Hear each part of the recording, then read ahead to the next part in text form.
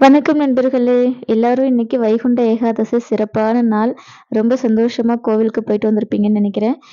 இன்னைக்கு வைகுண்ட ஏகாதசி முன்னிட்டு கொஞ்சம் சிறப்பான கோலம் தான் வாசல்ல போட்டிருக்கேன். ஒரு 3 மணி போலவே நான் எழுந்து 3:30 போலவே கோலம் போட ஆரம்பிச்சுட்டேன். இங்கேருந்து ஒரு 4:30, 5:00 அந்த மாரி கோவிலுக்கு போகணும் அப்படின்னு சொல்லிட்டு பிளான் பண்ணியிருந்தேன். நான் கிளம்புறதுக்குள்ளவே எல்லாம் ஸ்டார்ட் ஆயிடுச்சு. ஆ இருந்தாலும் சொர்க்கவாசல் திறப்பு போய் பார்த்துட்டு வந்துட்டோம். பக்கத்துல தான் கோவில். சரி, ஓகே, போயிட்டு வந்துடலாம் அப்படின்னு சொல்லிட்டு கிளம்பி போய் வந்தாச்சு. வைகுண்ட ஏகாதசி அன்னைக்கு நம்ம விரதம் இருக்கிறது அப்படிங்கிறது வருஷம் முழுக்க இருக்கிற விரதத்திற்கு சமம். எல்லா ஏகாதசியிலயும் விரதம் இல்ல அப்படின்னா கூட இந்த வைகுண்ட ஏகாதசி அன்னைக்கு விரதம் இருந்து வழிபாடு செய்யறது ரொம்ப ரொம்ப புண்ணியமான ஒரு விஷயம். பாவங்களை போக்கக்கூடியது. இந்த உலகத்துல இருக்கிற எல்லா நன்மையும் தரக்கூடியது இந்த வைகுண்ட ஏகாதசி. நடப்பதெல்லாம் நாராயணன் செயல் அப்படின்னுவாங்க. அதனால நம்ம வாழ்க்கையில எந்த நடந்தாலும் சரி, எந்த விஷயம் நடந்தாலும் சரி, நாராயணா அப்படிங்கிற மந்திரம் நம்மை காக்கும். எப்பவுமே நம்ம ஒரு விஷயத்த நம்பிக்கையோட செய்யணும். நம்பிக்கையோட செய்யும்போது அதற்கான பலனும் அதிகம். இன்னைக்கு திருப்பாவை மற்றும் திருப்பள்ளி எழுச்சி பார்க்கலாம். முதல்ல திருப்பாவை 26 பார்க்கலாம். மாலே மணிவண்ணா மார்கழி நீராடுவான் மேலையார் செய்வனகள் வேண்டுவன கேட்டியேல் ஞாலத்தை எல்லாம் நடுங்க முரல்வன பாலன்ன வண்ணத்துன் பாஞ்ச சந்நியமே போல்வன சங்கங்கள் போய்பாடு உடையவனை சாலப் பெரும்பறையே பல்லாண்டு இசைப்பாரே கோல விளக்கே கொடியே விதானமே ஆளின் இலையாய் அருளாலே ரெம்பாவாய். இந்த பாடலுடைய பொருளானது, பக்தர்களிடம் மிகுந்த அன்பு கொண்டவனே, நீலக்கல் நிறத்தவனே, பெரிய கடலில் ஆளிலையில் மிதப்பவனே, பெரியவர்களால் வழி வழியாக மேற்கொள்ளப்படும் மார்கழி நோன்பிற்கு உலகத்தையே அதிர வைக்கும் ஒளியையும் பால் சாதம் போன்ற நிறத்தையும் உன் சங்காங்கிய பாஞ்ச சன்யத்தை போன்றதுமான வலம்புரி சங்குகளையும் பெரிய முரசுகளையும் பல்லாண்டு பாடும் பெரியோரையும் மங்கள தீபங்களையும் கொடிகளையும் தந்து இந்த நோன்பை நிறைவேற்றுவதற்குரிய இடத்தை அளித்து அருள் செய்ய வேண்டும் அப்படிங்கிறது இந்த பாடலுடைய பொருள்.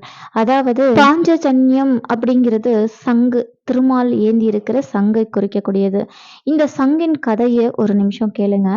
பாஞ்சசன் அப்படிங்கிற அசுரன் சாந்தீபனி அப்படிங்கிற முனிவரின் மகனை கொன்றுவிட்டு கடல்ல போய் ஒளிஞ்சுக்கிறாரு.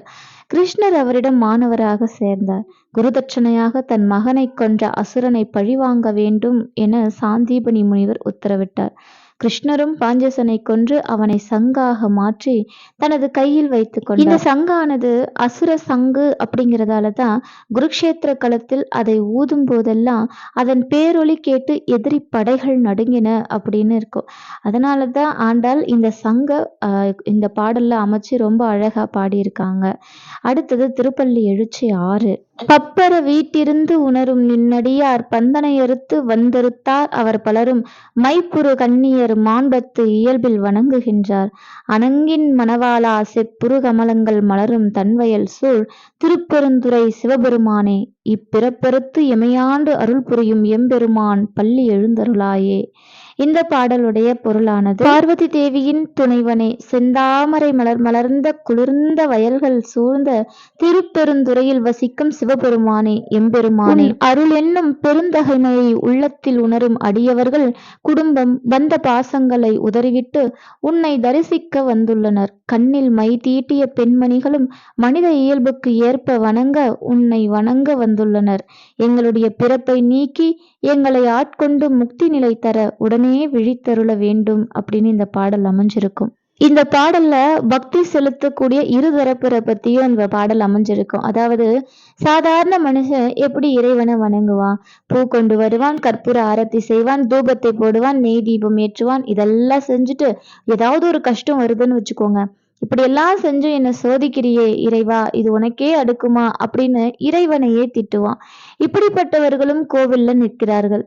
வந்த பாசமே வேண்டாமென்று அவனே கதியென சரணடையும் வந்தவர்களும் நிற்கிறார்கள். எப்படிப்பட்ட பக்தியாக இருந்தால் என்ன, உன்னை நம்பி அவர்கள் வந்து விட்டார்கள். அந்த இரு தரப்பருக்கும் பிறப்பற்ற நிலை தந்து பேரானந்தத்தில் திளைக்க வைக்க வேண்டும் அப்படின்னு வேண்டுகிறார் மாணிக்கவாசகர். அறிந்தும் அறியாமலும் பக்தி செலுத்தும் இரு தரப்பாரும் பாட வேண்டிய முக்கியமான பாடல் இது. ஏன்னா பக்தியிலேயே இரு வகை உண்டு. ஒன்று, இறைவனை முழுமையாக அறிந்து இறைவன் மீது பக்தி செலுத்துவது. மற்றொன்று, அறியாமலும் பக்தி செலுத்துவது. இதுதான் மாணிக்கவாசகர் ரொம்ப அழகா நமக்கு பாடமா கொடுத்திருக்கார். அறிந்து நம்ம இறைவனை வழிபாடு செய்யறது அப்படிங்கிறது, எந்த ஒரு பிரச்சனை வாழ்க்கையில வந்தாலும் அது அவனன்றி எதுவும் நடக்க போறதில்ல அப்படிங்கிற நம்பிக்கையோட அவனிடத்தே அந்த பாரத்தை விட்டுடுறது. இன்னொன்னு, ஏதாவது ஒரு வாழ்க்கையில பிரச்சனை வருது அப்படின்னா கடவுளை நிந்திக்கிறது. இது 2மே பக்தி தான். ஆனா வெவ்வேறு வகையில இந்த பக்தி செலுத்தப்படுது.